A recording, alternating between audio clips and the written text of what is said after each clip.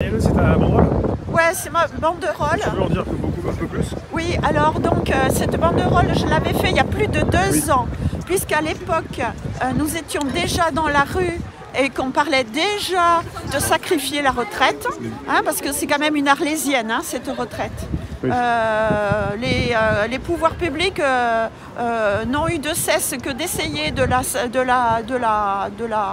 la détruire, en pensant qu'on pouvait cotiser toute sa vie et ensuite, une fois arrivé à 60 et quelques années, eh ben, ma foi, pourquoi est-ce qu'on aurait le droit de profiter de la vie aussi, hein, comme tout un chacun? Eh bien non, ils estiment que, eh bien, on peut cotiser toute la vie et tout à coup ne rien avoir. Ou alors partir le plus tard possible.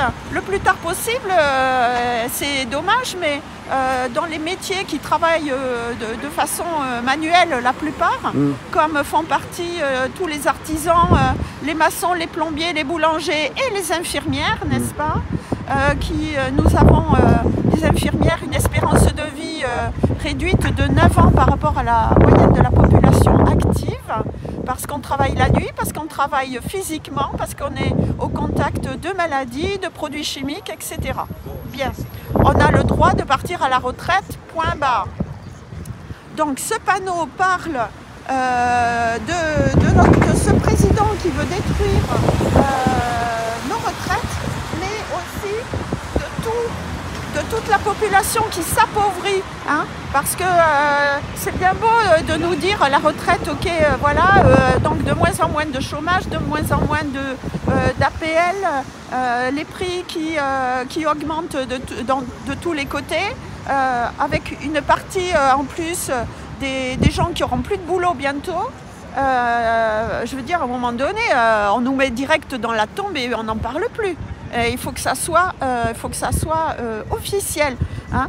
Tous ces gens-là voudraient nous voir crever, point barre. Il n'y a pas d'autre mot. Il faut voir les choses en face.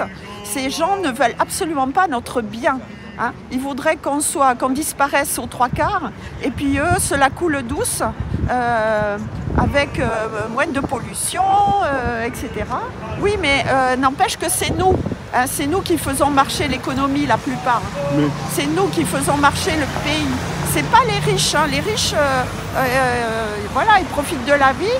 La plupart, ils profitent aussi des avions pour aller en vacances un peu partout dans le monde.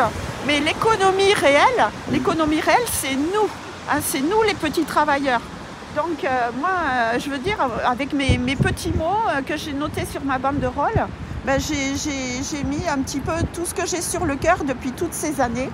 Cette banderole, elle est vieille, mais elle est toujours d'actualité. C'est bien dommage. C'est bien dommage. Donc je viens aujourd'hui parce que aussi c'est pour se remonter le moral, parce que j'avoue qu'à un moment donné, quand on voit tout ce qu'on nous fait, j'en ai plus que marre. J'en ai plus que marre. J'avoue que ça a détruit même ma volonté de travailler au service des malades. Oui. Parce que maintenant, je vous avoue que pour aller à l'hôpital travailler, il faut vraiment avoir un moral de fou, hein. Parce qu'il n'y a pas de personnel, il n'y a pas de matos, le chauffage est baissé, c'est du n'importe quoi en fait. C'est du n'importe quoi. On baisse le chauffage pour les malades, toutes les salles d'attente d'urgence, etc. Mais l'autre jour, tiens, je vais raconter un truc. Ma fille a eu un problème de santé. Nous avons dû nous rendre à l'hôpital de Jossigny, qui se trouve à Val d'Europe. C'est quand même un endroit tip-top, hein, quand même, hein. L'hôpital de Jossigny, il est quasiment neuf, hein, il a à peine quelques années. Salle d'attente qui n'était pas plus remplie que ça, sauf que on a attendu 12 heures. 12 heures. 12 heures assis sur une chaise. Il n'y avait pas de chauffage, je vous garantis. On avait le manteau, on avait les gants, on avait le bonnet. Il y avait des personnes qui étaient là dans des situations encore pires, avec des fractures, avec des malaises, avec des problèmes de cœur, etc. Eh bien, on n'a vu aucun soignant de toute la nuit. Je Ah, vous vous avez le passé la jure. nuit, 12 heures avec la nuit. On est arrivé à 9 h du soir Ah jusqu'à 9 h du matin. Toute la nuit, on n'a vu personne. Si ce n'est une malheureuse petite étudiante vers 4 h du matin qui est venue prendre l'attention là. Ok? C'est dû à un Donc manque qu'est-ce que ça veut dire? d'effectifs. Il n'y a plus personne à l'hôpital. Ouais. D'une part, il y a eu beaucoup de suspendus, beaucoup plus que ce qu'on a voulu nous Oui, faire croire. Et en plus, ceux qui restent, ils sont malades. Ils sont malades.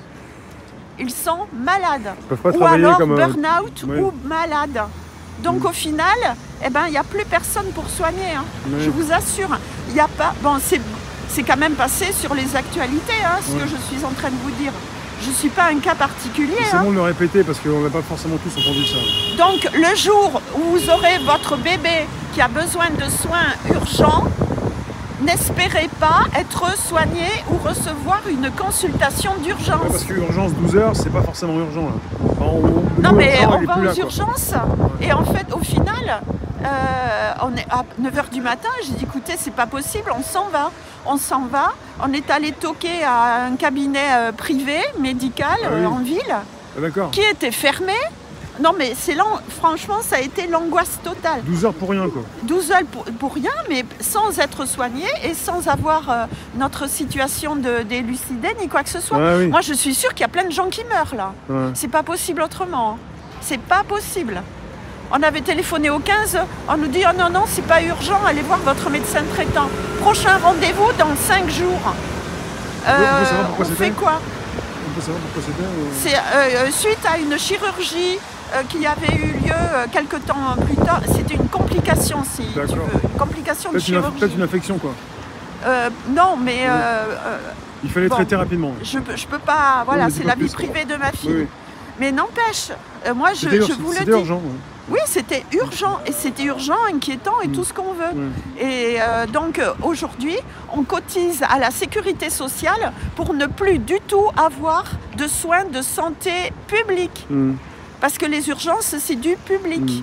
On devrait pouvoir compter sur des urgences, d'autant plus qu'on n'est pas du tout un désert médical quand même sur l'île de France. Il y en a qui le disent, moi j'ai rencontré des médecins qui l'ont dit. Donc maintenant, ça commence. ça commence à devenir aussi un désert médical dans des endroits très peuplés et réputés pour ayant des hôpitaux, etc. Et bien même ici, c'est plus possible en fait. Et je trouve ça extrêmement grave parce que on ne peut pas nous dire c'est la grippe, c'est le Covid et c'est la bronchiolite. Pas du tout. Les gens qui étaient dans la salle d'attente avec nous, il y en avait, je dirais, à l'instant T, on était à peu près 35.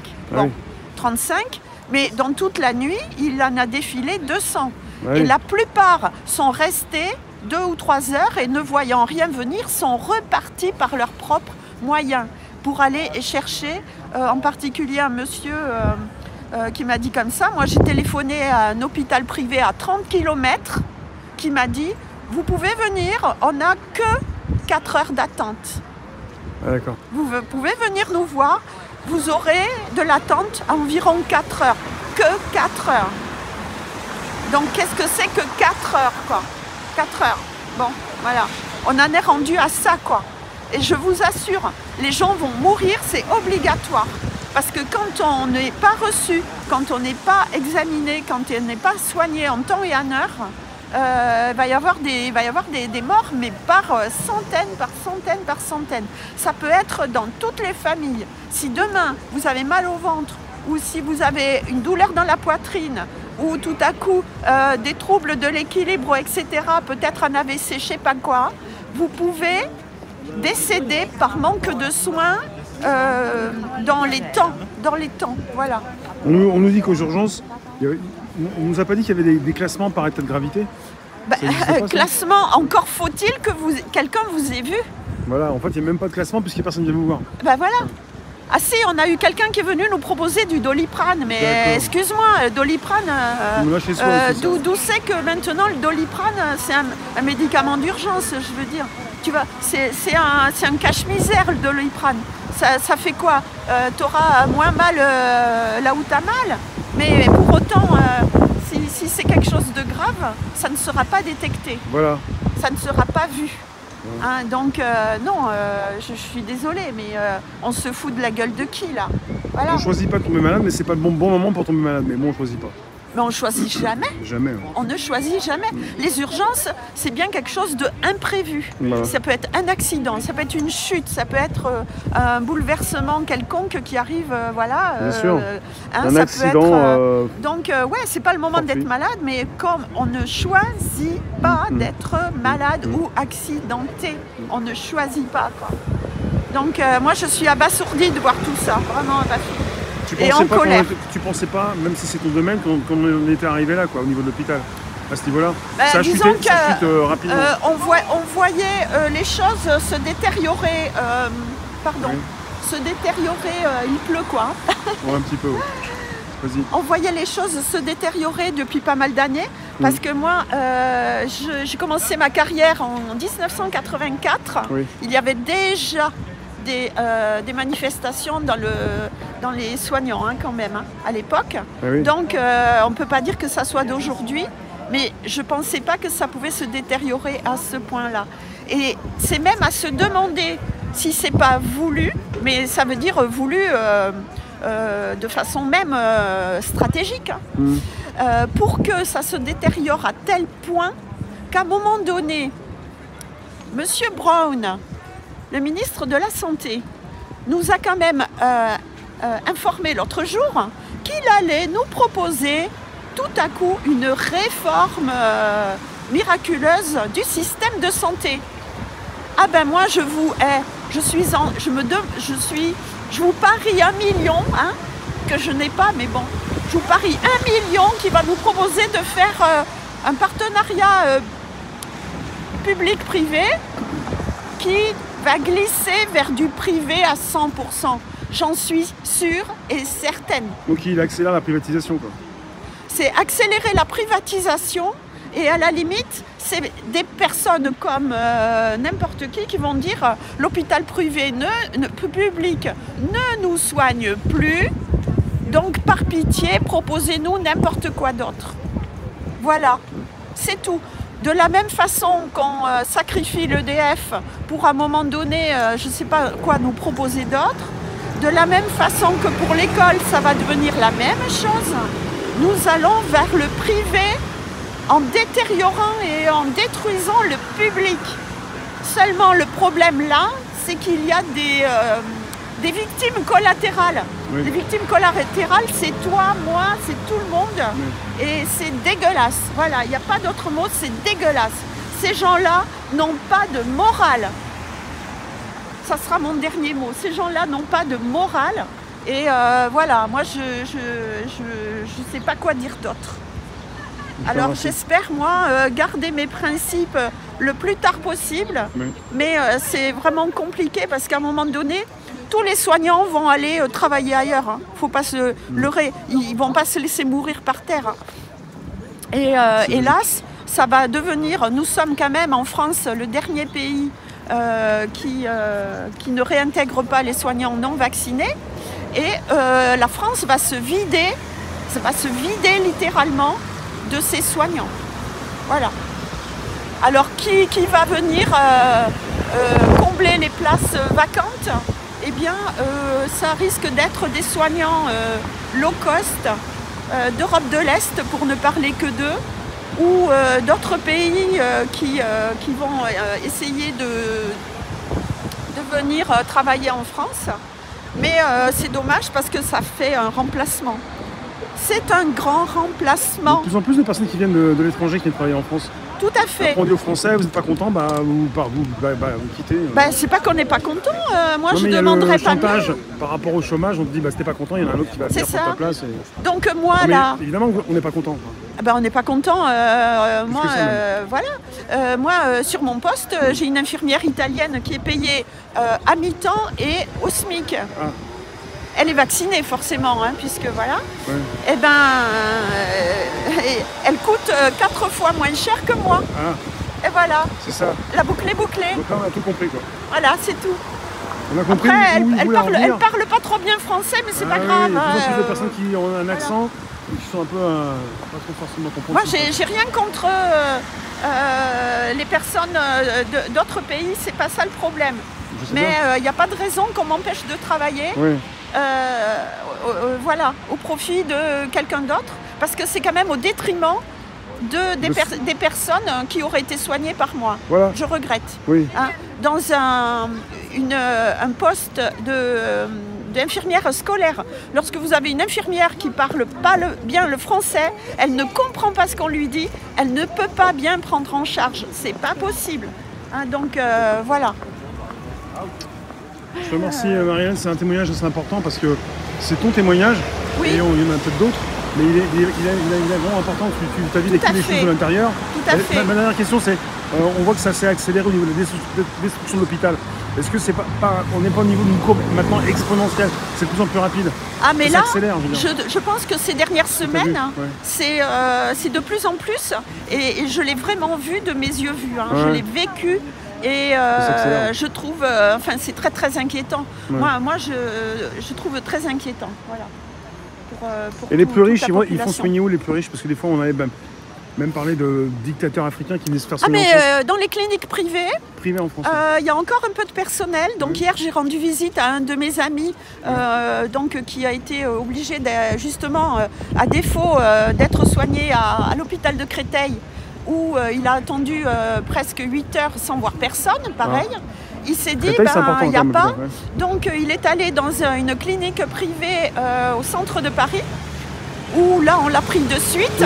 Sauf que il n'a pas d'argent pour payer. Il n'a plus d'argent là pour payer la clinique. Parce qu'il faut savoir qu'il y a des restes à charge qui sont quand même importants. Donc à un moment donné, vous faites quoi? Si vous n'avez pas d'argent, vous ne pourrez même pas aller en clinique privée. Voilà. C'est brancard dans le couloir, dans l'hôpital pour y mourir, quoi. Souvent, c'est ça. Oui, mais je veux dire, dans un couloir, vous êtes dans un couloir d'hôpital, pourquoi faire? Si vous ne voyez pas passer aucun soignant, c'est pas la peine d'y rester. Hein. C'est pas la peine. Hein. Il y a des opérations privées dans les hôpitaux comme Pompidou. C'est normal, ça? Alors, il y a des secteurs privés, comment vous dire, il y a des chirurgiens qui opèrent un peu partout. Oui. Et vous pouvez avoir le même chirurgien qui peut opérer dans un hôpital public ou dans un hôpital privé. Et il y a aussi, enfin ça c'est la chirurgie qui... Il n'y a pas que la chirurgie, mais bon. Vous avez des chirurgiens qui peuvent avoir des... par exemple, si vous voulez passer en vitesse, vous allez payer un surcoût de, je sais pas, 500 € par exemple, par rapport à la même consultation qui serait faite dans 3 mois. Donc pour ceux qui ont besoin de se faire soigner maintenant très vite, il vaut mieux avoir de l'argent. Il faut avoir de l'argent. On attend et après ça. Il faut avoir de l'argent. Il faut avoir avec de l'argent, vous pouvez vous faire soigner. Je vous garantis. Hein, je vous garantis qu'avec de l'argent, vous pouvez passer avant les autres. Vous pouvez, oui, il y a moyen. C'est terrible, hein, c'est dégueulasse. C'est dégueulasse. Avec toute, je pense qu'on était parti avec des. Oui, en France, on pensait qu'on pouvait avoir une qualité de vie justement, c'est-à-dire que même en n'ayant pas trop de moyens, on pouvait avoir, voilà, le droit à l'école, le droit. Voilà, certaines choses comme ça. Et maintenant, il faut vraiment ouvrir les yeux, c'est fini. C'est vraiment fini, ça. C'est vraiment fini. Je vous remercie. Voilà. Allez, bon courage. À bientôt tout à l'heure, peut-être. Merci beaucoup.